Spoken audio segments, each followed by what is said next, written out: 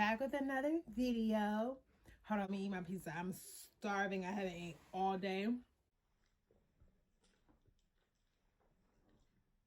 I'll be talking about the worst thing that's ever happened to me. I know I look this good, but I'm going to talk about the worst thing that ever happened to me. But y'all won't see me make these ugly cry faces.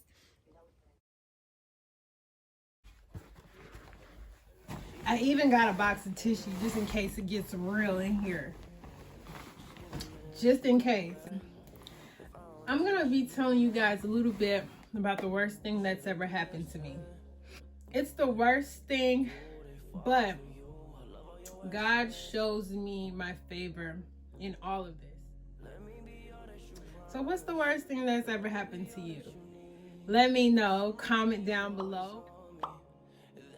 Love to read them. I would love to get a understanding of, about the worst thing that's ever happened to you.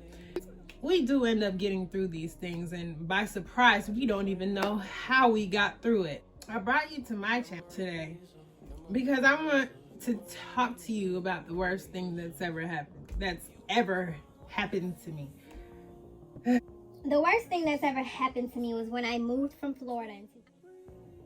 I wasn't too happy about it because Florida is where I've met a lot of my close friends.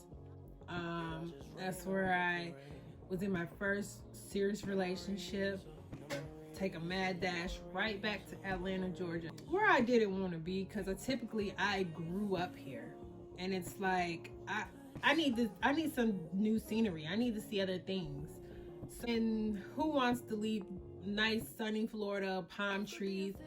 I mean, everybody who lives in Atlanta knows that this weather is so bipolar. The people are bipolar. let's not forget about that. But yeah, so I moved back to Atlanta from Florida. I wasn't happy about it at all.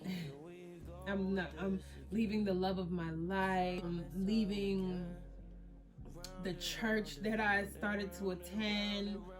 I'm leaving my brother, my nephew, and my sis-in-law. Basically, now I was of the age to stay in Florida, without my mom or whatever, but I had to have been 18 going on 20, and honestly didn't have any money, but we knew we loved each other, but for some reason, love don't pay the bills. So I had to do what I had to do, and I had to follow my mom to Atlanta, Georgia, where I grew up. I started to go to a cosmetology school because reality did strike me when I had to leave Florida because I was not financially stable. Which 18 through 25, you're still getting to know yourself. You're not really financially stable yet, especially me, because I couldn't settle down in school for nothing to save my life. When I started my cosmetology program, I am a licensed master cosmetologist. I do that full time. I'm filming, I'm on set of different TV shows. Just get into the worst that's happened.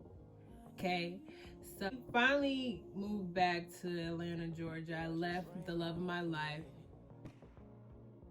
He did not want me to come back to Atlanta. He wanted me to stay in Florida with him, but I was looking at him like, boy, I'm not finna stay and live under no bridge with you. I need to go get me, a couple things under my belt, because how are you supposed to make it in life when you don't have even an education? So because I knew that, I left. He was the first father of my child. Child did not make it here because I terminated the pregnancy. Yeah, I said it. I terminated the pregnancy. I'm not proud of it, but it's something that I had to do.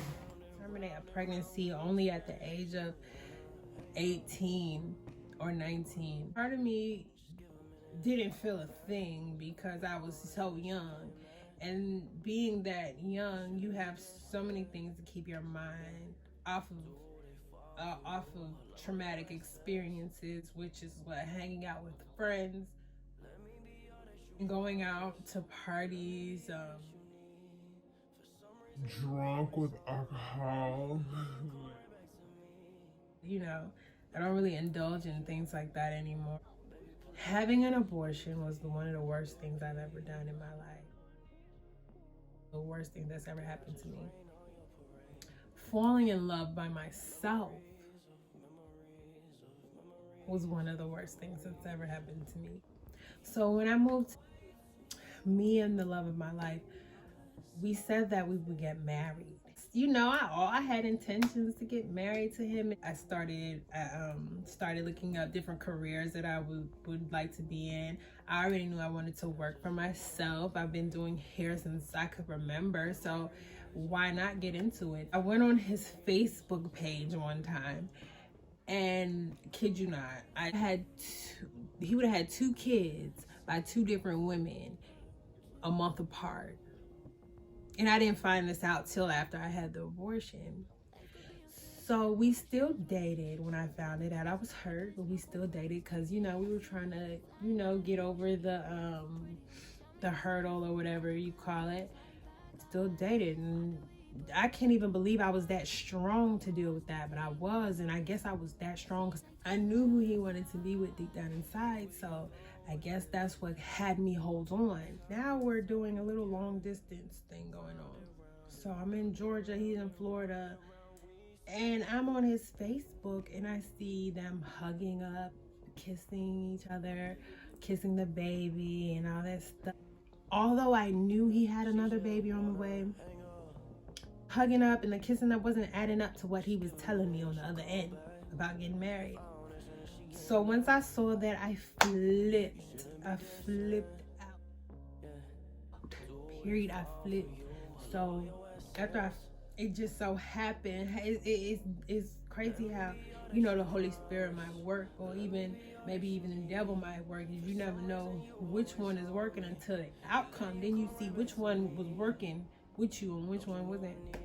Well, of course, the devil's never working with you, but I go to my best friend's house. Her daughter is having her first birthday. My best friend's baby's father, his friends came over.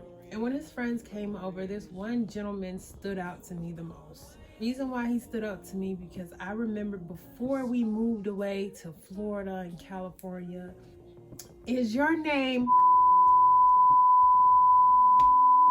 And he said, yes. Well, I didn't say the last name. I only said the first name. I said, is your name? He said, yes.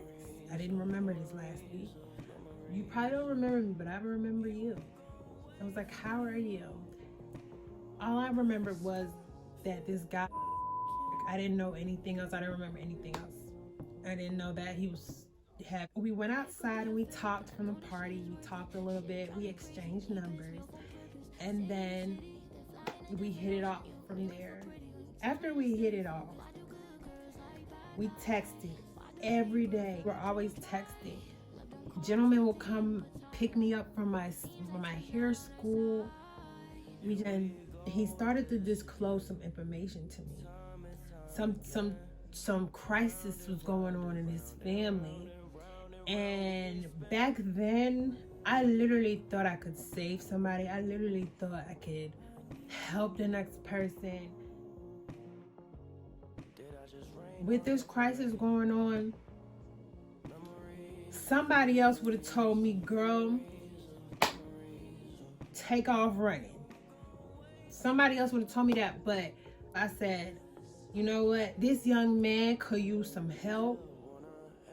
I don't know what help I could give him, but I could try to be of some assistance. Instead of running, I stuck in there. We dated for on and off for 2 years. Then out of nowhere, I became pregnant with my first son. I started to notice a little of this toxicity going on in our relationship. Y'all know I'm not a stranger to termination of pregnancies. So once I saw the toxicity coming out, I was like, told him, I was like on the phone with him. I said, listen, if this is how this is going to continue to go, maybe we shouldn't go through with this. Nobody wants to bring up children in toxicity. I mean, come on now. I'm a product of that. You might be a product of that. We all know that there's no good outcome in raising kids in toxicity. So I said, let's go to the clinic. So he called me, he said, come over to the house, we'll look up some different places we could go. Because I'm on the phone with a friend, and I guess because I don't have the same energy that I had before I got there, he mushed my head right into the car door. And I was like, from there, I just knew that I was going to be on this constant roller coaster of abuse. When I say the level of toxicity, I started punching walls. I mean, I was acting out because I wanted to know how I got here. I mean, he started telling me stuff like, you're nothing. I mean, in arguments, I would threaten to leave him. He would say, you have 2 kids, who would want you?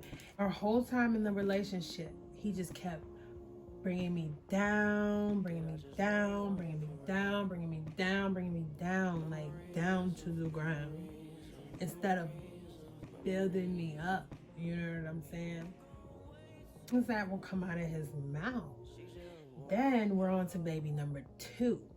Okay, baby number 2.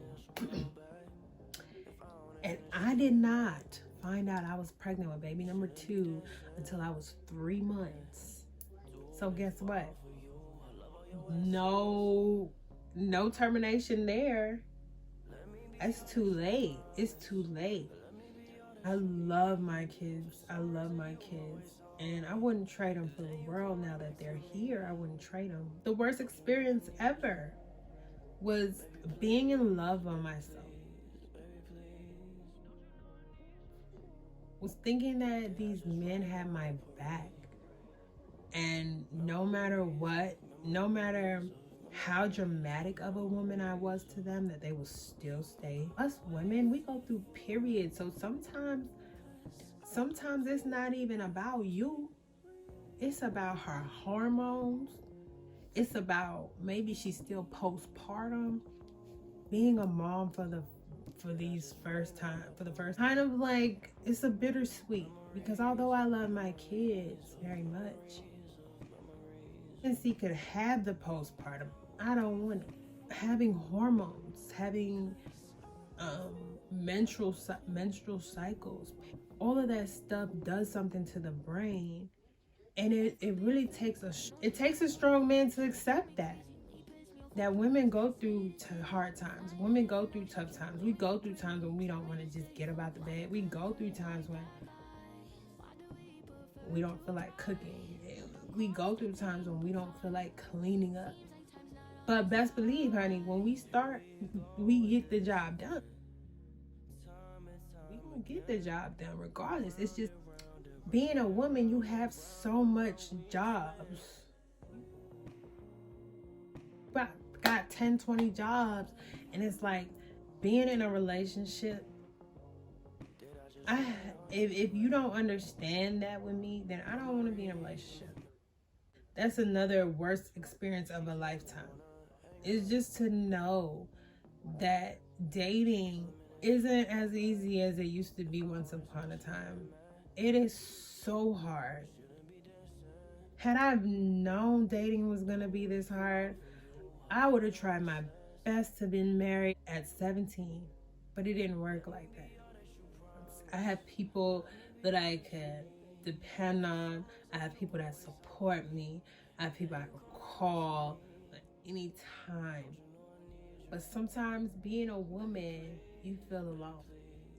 Maybe your friends are beyond their years, or maybe they're married with kids and they don't have time to even come hang out with you anymore. Life really throws us curveballs, and like I said in my very first video, You never know what you're gonna get out of life. One minute you're happy and the next minute you're sad. In 2021, I want us all to start telling ourselves good thoughts. No more thoughts to put us down. You know, one thing that my ex-fiance used to tell me, he would tell me, stop downplaying yourself. But I didn't see him practice what he preached. So if he told me to stop downplaying myself, but he left and never came back to even figure it out if I stopped or not, you know? So in life, we think that we're gonna have certain people with us forever, and we don't. And that's the worst thing that has ever happened to me. Be sure to like, comment, and subscribe. Comment down below. Let me know what you think about this video. And remember, I'll answer any questions you guys have. So leave your question. I'll be sure to answer them. Stay tuned for the next video. At the end of this week, let's get this video to 300 likes. And don't forget to subscribe. See you later.